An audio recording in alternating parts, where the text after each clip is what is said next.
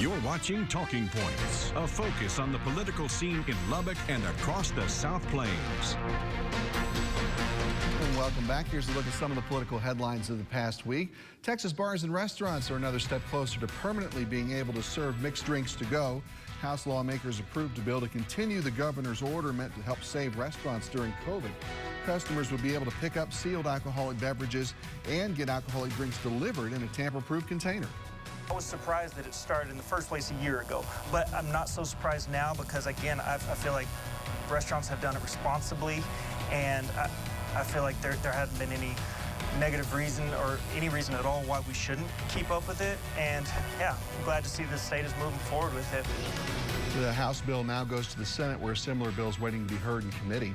And the Lubbock City Council talking about future projects this week. There's talk of a new fire station and paving some older unpaved streets in the city. Mayor Dan Pope saying we should not be surprised if we see a new street bond up for a vote in November. Always happy to be able to spend a few minutes with District 4 Councilman Steve Massengale. Hey, state lawmakers are talking about business liability and alcohol to go and election integrity. Do you worry that they're sort of moving on from the ERCOT reform talk and that the public might also forget about that before Lubbock's June deadline gets here? I don't think it has. They have a lot to do down in Austin right now, but I think ERCOT's still at the top of their mind, as evidenced by the continual house cleaning we see at the PUC. We're still focused on our switch over to ERCOT. Still happen, end of May, 1st of June, and we hope that that'll be a seamless process for our ratepayers. Have you spoke with our state lawmakers at all just to make sure that they're on the same page with you guys as far as getting things done, hopefully before that June deadline? We have been in contact. We talked with our local delegation, especially right after and during the ice storm. Mayor and I got an opportunity to speak with the governor when he was in town, and we visited with him about ERCOT, and he gave us his reassurance that ERCOT would be in good shape when we connected. Good deal. Hey, let's talk about COVID vaccines here. The health department had seen appointment numbers fall a little bit before moving to 18 plus. I know the Civic Center clinic is set to close at the end of April. How comfortable are you with that and vaccine availabilities here in Lubbock moving forward? Well, I think the most important thing is to communicate everybody to get their vaccine. We are seeing the demand wane. I think with opening it up for everybody over 18 on Monday, we'll see the demand increase again. We have available vaccine in Lubbock, and for those that haven't taken advantage of it, I would encourage them to get their vaccine. I'll get mine this week, and I'm looking forward to it. You know, we talked a bit last week about the Unified Development Code rollout. Where do you stand on how that's being put together and how important that is for Lubbock in the middle of this development boom we have going on? Well, it's very important. As you know, in end of 2018, we adopted the Plan 2040, which calls for a couple of big projects to be completed, one of which is the UDC. And the Unified Development Code is what's going to replace our current zoning code. And I don't think citizens should expect anything radical, no radical changes there, but really just a modernization of how we apply code to development, rather than so many exceptions that we work with right now through our planning and zoning and our city council as we approve projects. So tonight, Thursday night,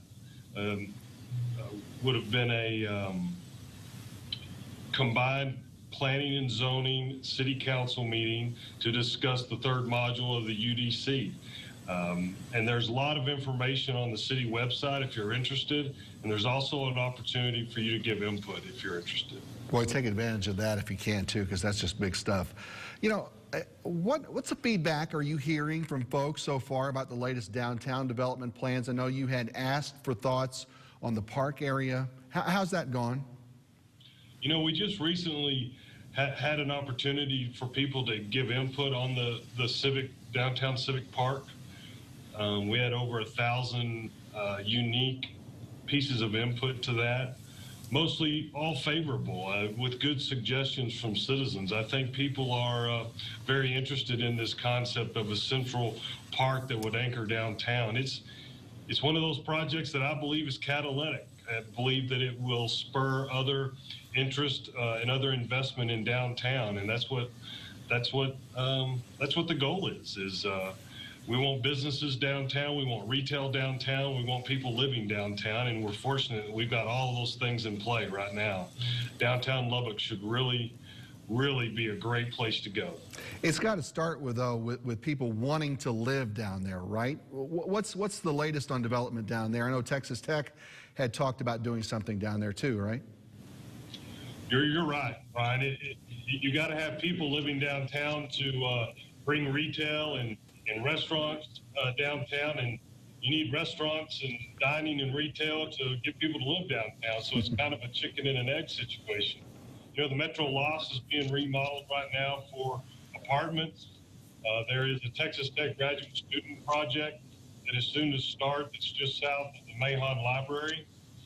The South Plains College downtown campus is under construction right now, and that's going to be in the old City Hall. So those, you know, outside of things like Citizens Tower being complete and Buddy Holly Hall coming online, exciting things happening in downtown Lubbock.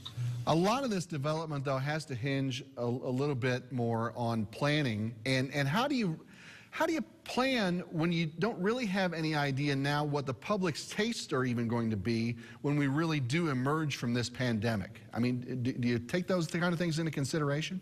It's been hard for business. I can just tell you as a business owner that it's been difficult to plan, but there's certainly a light at the end of the tunnel right now. And I think we feel a positive pulse from businesses recovering from the pandemic. So hopefully it's all good from this point forward. Well, we think it certainly has a good shot to be, and it's always good to talk about things like that with Councilman Steve Massengale. Hey, keep up the good work, man. We'll talk to you soon. All right. Thanks, Brian.